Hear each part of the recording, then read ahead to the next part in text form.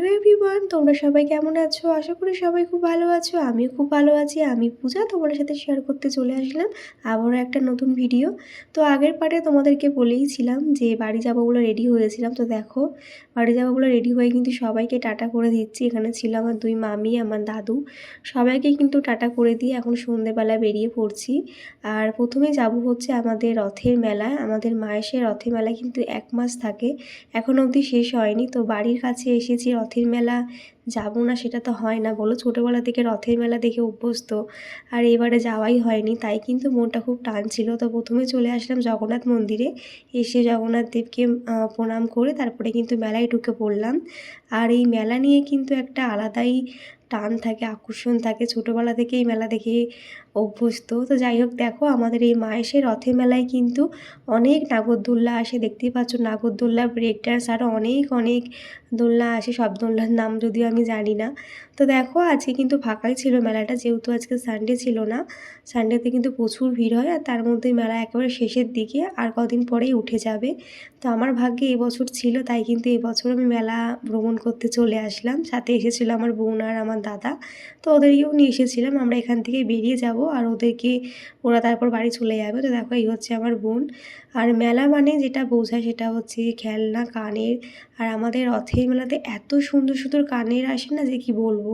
তবে জানো তো, কালকে মানে তোমাদের সাথে ভিডিওটা শেয়ার করছি, আমার অনেকগুলো দিন দেরি হয়ে গেল।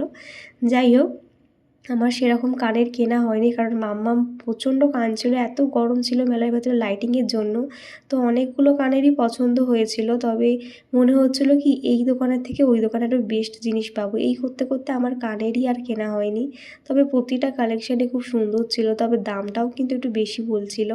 তো যাই হোক, তারপরে দেখো মেলাতে কাপের দোকান, কাপ তো প্রতি বছর কিনি, তবে এবছর নিয়ে যাওয়ার সমস্যার জন্য আর কেনা হলো না। তো কানের টানের দেখলাম, তারপরে কিন্তু রথের কাছে চলে আসলাম। এই যে আমাদের মায়েশের সেই বিখ্যাত রথ, অনেক পুরনো।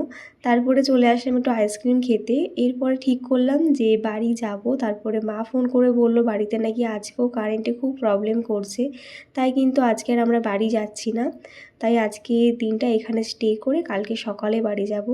তো যেহেতু বাড়ি যাওয়াটা ক্যান্সেল হয়ে গেল, তাই একটা সুন্দর সময় কাটানোর জন্য কিন্তু আমরা চলে যাচ্ছিলাম আমাদেরই মায়েশে নতুন একটা রেস্টুরেন্টে, যেটার নাম হচ্ছে বিরিয়ানি মিউজিয়াম।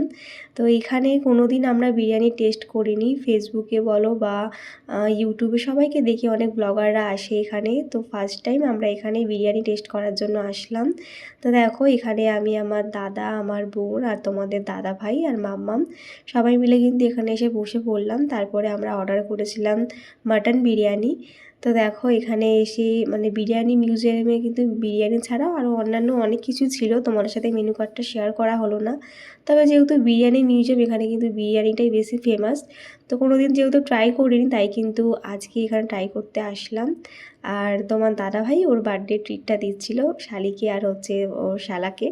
যাই হোক, এখানে আমাদের মাটন বিরিয়ানিটা দিয়ে দিয়েছিল, তারপর দেখো সার্ভ করে দিচ্ছে।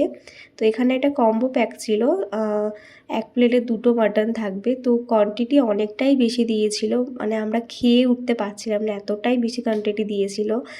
আর টেস্টটা বেশ ভালোই ছিল। যাই হোক, দেখো আমাদেরকে প্লেটে সার্ভ করে দিল, অনেকটা কোয়ান্টিটি দিয়েছিল, আমি তো একা খেতেই পারিনি। যাই হোক, দেখো এখানে আমার বোন, আমার দাদা ওদেরকেও সার্ভ করে দিয়েছিল। তো অ্যাকচুয়ালি এখানে আসা আমার বোনের জন্যই। ও বলল যে এখানে কোনো দিন যায়নি, তো আমি বললাম ঠিক আছে, বিরিয়ানি যখন খাবো এখান থেকেই খাবো। তো সব জায়গায় বিরিয়ানি টেস্ট করেছি, এখানে বিরিয়ানি টেস্ট করিনি, ফার্স্ট টাইম টেস্ট করছি, আর আমার অবস্থা খুবই খারাপ। যাই হোক, দেখো এখানে ছিল আলুটাও বেশ ভালোই ছিল, আর এখানে ছিল মাটন বিরিয়ানি আমরা নিয়েছিলাম। তো এখান থেকে মাটনটা ভেঙে, আলুটা ভেঙে কিন্তু এবারে বিরিয়ানিটা খাওয়ার পালা। তো কার কার জিভে জল চলে আসলো অবশ্যই জানিও। তো বিরিয়ানির টেস্টটা বেশ ভালোই ছিল, খুব সুন্দর একটা সন্ধে কাটালাম আমরা। তারপরে কিন্তু আমরা এখান থেকে খাওয়ার পরে বেরিয়ে পড়লাম বাড়ি যাওয়ার জন্য। তো চলো আজকের মতন টাটা, দেখা হচ্ছে নেক্সট ভিডিওতে। কেমন লাগলো ভিডিওটা অবশ্যই জানিও। বাই সবাইকে।